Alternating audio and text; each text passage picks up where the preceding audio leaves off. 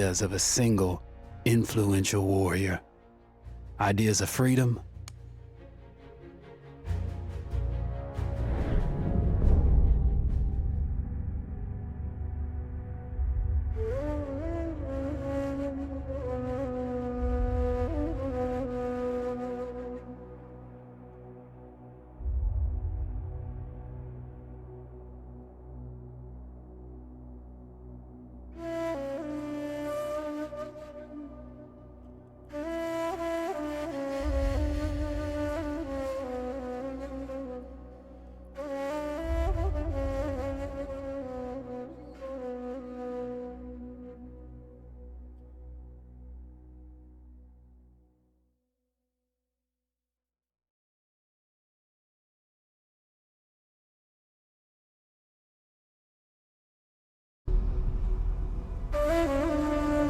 The Arabian Desert, a vast ocean of drifting sands and scorched, sun-baked rocks.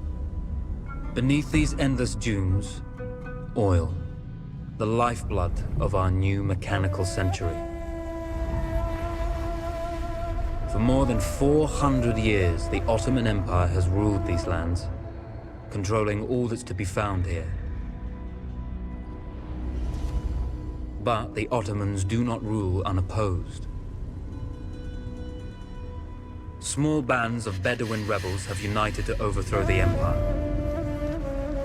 They strike without warning and then vanish into the desert. Fighting alongside them is a lone British officer whose exploits have earned him wide renown. The world has taken to calling this man Lawrence of Arabia. In the desert, you rely on good planning, but you also hope for a dash of luck. And luck was with us when we learned of a recently derailed Ottoman train carrying a most interesting piece of cargo.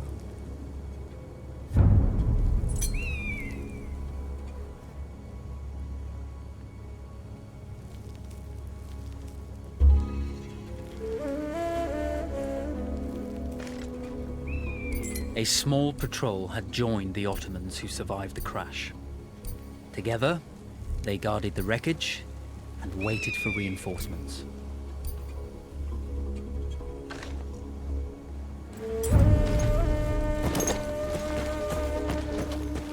A lone fighter has just one advantage over a large enemy force. A lone fighter can move unseen.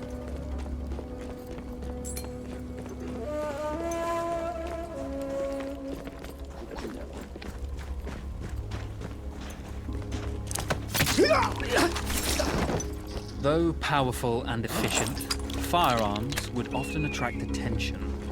You had to be prepared for the Ottomans to respond in kind.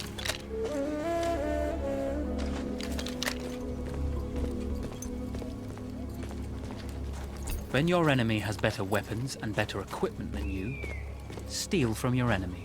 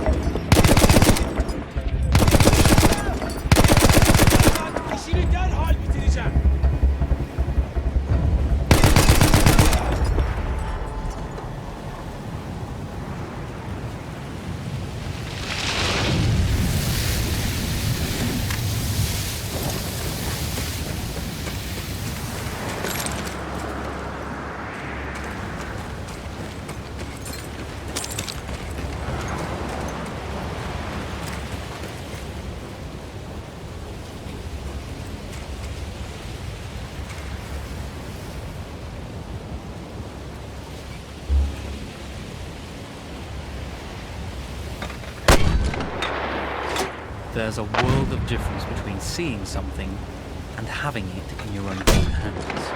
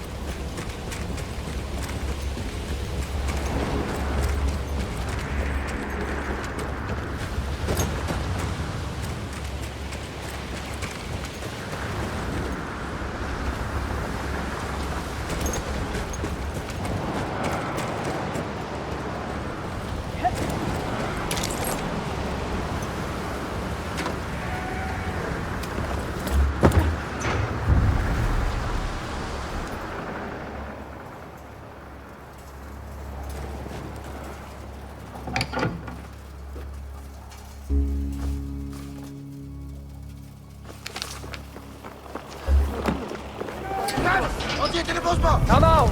It's over!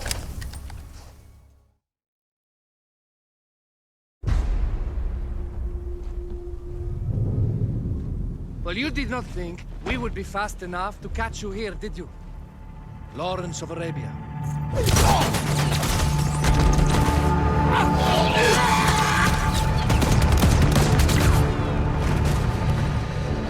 Actually, I was rather depending on it. Lawrence. Well, this is very clever. Now the hunter becomes the hunted. So who might you be? How enchanting you are, my dear. Ahmed. I'll show you enchanting. If it weren't for you, I'd be free. Free, is it? You'll be free when you're dead. And I'm happy to tell you, the Empire intends to grant you all this freedom very soon. Even now, an engine of destruction scours this desert, obliterating your allies, your families, your homes. Soon there will be nowhere to run. Nowhere to hide. Soon all that you know, and all that you love, will be ashes. You will all be free to die. Oh. Ah, you animal! Zara.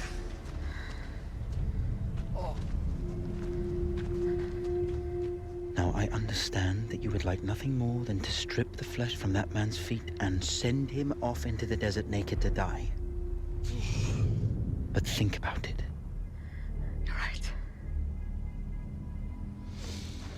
I'm sorry. My friend here, she can be a little brusque. You're going to tell me how to lie to your train, so we can lure it into a trap and destroy it. Impossible.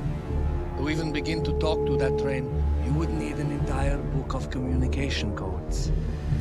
Oh, like this one, you mean? You can never stop the progress of machines! One day, the whole world will take your lands and the precious black gold beneath its sands. We shall see, my friend.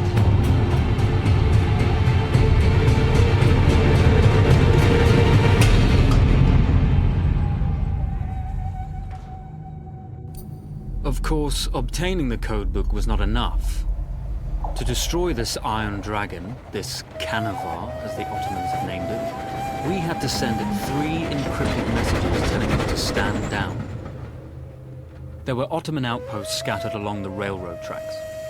The commanders there carried high-priority message capsules. We had to use those to send our orders. Infiltrating the village wouldn't be easy. A full detachment of Ottoman soldiers had occupied it. The Ottomans had chosen an isolated location for their desert outpost. It seemed lightly defended. It was also well stocked with arms and equipment.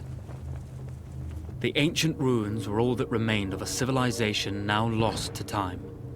the Ottoman Empire brought in the modern world with a host of armored vehicles and field guns. 3 commanders to eliminate, 3 personal message capsules to be stolen, and then sent with our false orders. How Zara tackled this dangerous and audacious mission was up to her.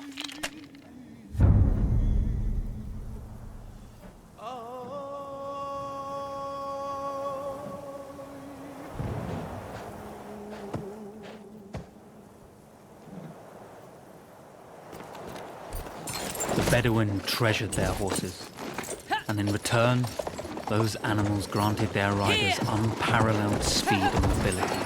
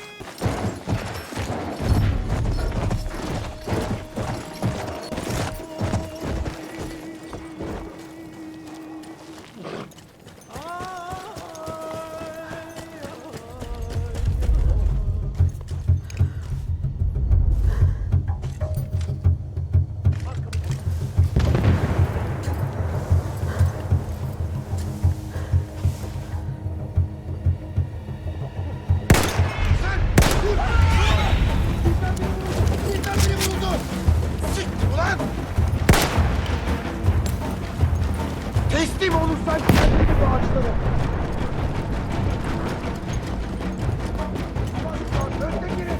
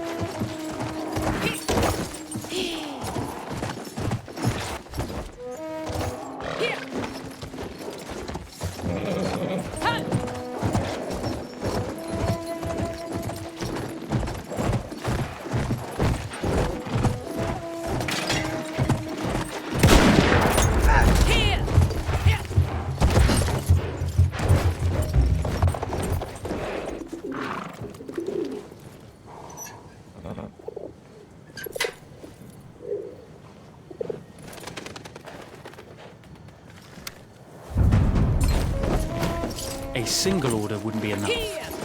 Ottoman protocol required the message to be received in triplicate before the train would acknowledge it as genuine.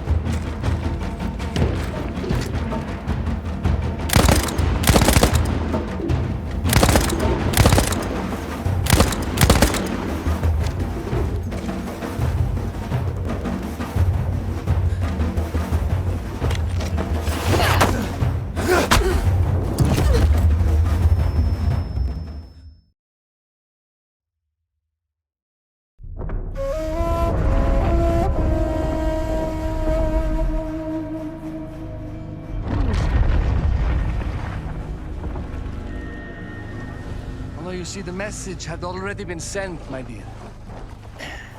Not the message you would have wanted. Elorens was such a good host. It almost seemed rude to escape. I made sure to note the location of Lawrence's camp, of course. Which means... the train knows too. Twice, you told that train everything was clear. But... I told it exactly where to attack.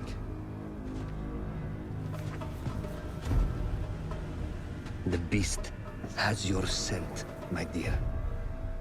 And it's coming to slaughter you and your little band of rebels. First, the firestorm from the cannon. Then, up close with the troops to slaughter any survivors.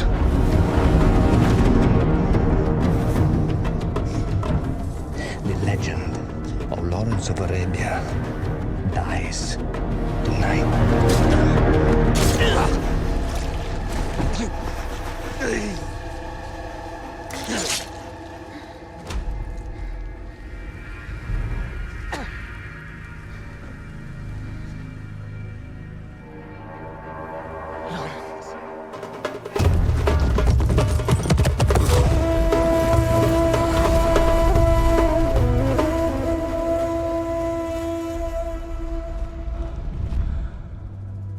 You slipped away just in time. Tilkitchi was a fool to think we'd ever stay after he escaped. The Canavar won't stop hunting us. No, it won't. Let me think. The train's coming a long way.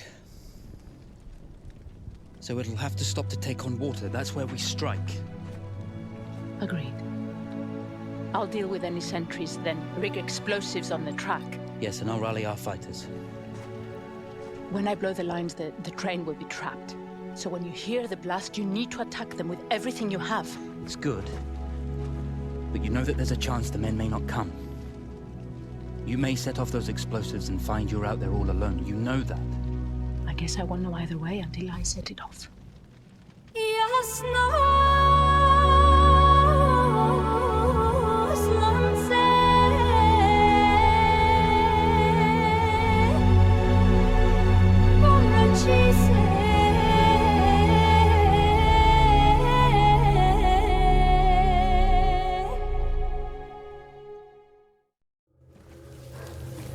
Man makes plans, and God laughs.